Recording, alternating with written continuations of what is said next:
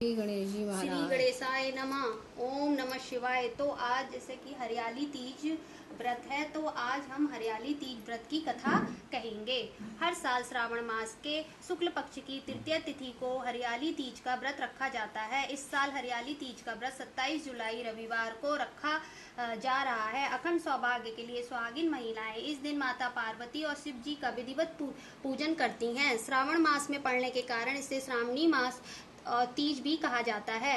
इसी दिन सुहागिन महिलाएं पति की लंबी आयु और अच्छे स्वास्थ्य के लिए पूजा करने के साथ व्रत रखती हैं। इसके साथ ही कुंवारी कन्याएं मन चाहे जीवन साथी पाने या फिर शादी में आ रही अड़चन से निजात पाने के लिए इस व्रत को रखती हैं। इस दिन शिव पार्वती जी की विधिवत पूजा करने के साथ साथ शिव पार्वती चालीसा के साथ साथ इस व्रत को रखा जाता है और अवश्य पाठ करना चाहिए। मान्यता है कि हरियाली तीज को इस व्रत कथा का पाठ करने से आपकी पूजा पूर्ण हो जाती है। आइए जानते हैं हरियाली तीज की संपूर्ण व्रत कथा।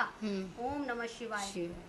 पुराणों में हरियाली तीज की ये कथा काफी प्रचलित है। कहा जाता है स्वयं भगवान शिव ने माता पार्वती को उनके पूर्व जन्म के बारे में याद दिलाने के लिए कथा सुनाई थी। शिव जी कहते हैं, हे पार्वती, बहुत समय पहले की बात है जब तुमने हिमालय पर मुझे वर के रूप में पाने के लिए कठोर तप किया था। इस दौरान तुमने अन्न जल त्याग कर सूखे पत्ते चबाकर अपने दिन बिताए थे। मुझे वर के रूप में पाने के लिए तुमने किसी भी मौसम की कोई परवाह नहीं की और तुमने निरंतर तप किया। तुम्हारी स्थिति को देखकर तुम्हारे पिता बहुत दुखी थे। ऐसी स्थिति में नारद जी तुम्हारे घर पधारे।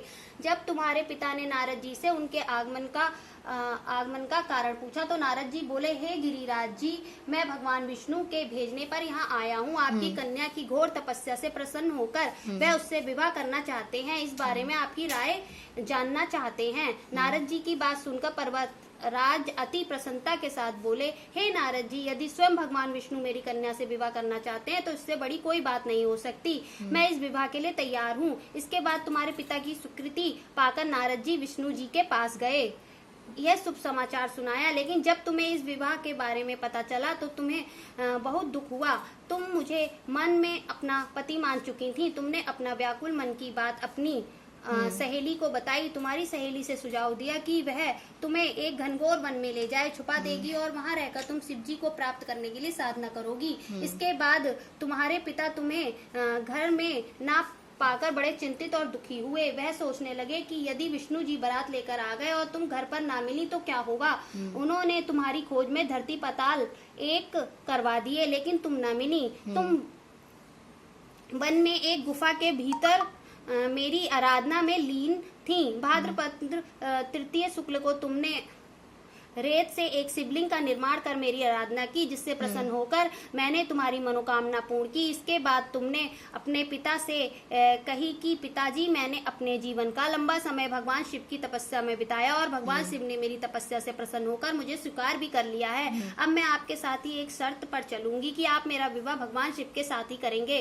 पर्वतराज तुम्हारी इच्छा स्वीकार कर ली और तुम्हें घर वापस ले गए। कुछ समय बाद उन्होंने विधि विधान से हमारा विवाह किया। भगवान शिव ने इसके बाद कहा कि हे पार्वती, तृतीया को तुमने मेरी आराधना करके जो व्रत किया था उसी के परिणाम स्वरूप हम दोनों का विवाह संभव हो सका है। इस व्रत का महत्व यह है कि मैं इस व्रत को पूर्ण निष्ठा से करने वाली प्रत्येक स्त्री को मनोवांछित फल देता हूँ। भगवान शिव ने पार्वती जी से कहा कि इस व्रत को जो भी स्त्री पूर्ण श्रद्धा से करेगी उसे तुम्हारी तरह अचल सुहाग प्राप्त होगा।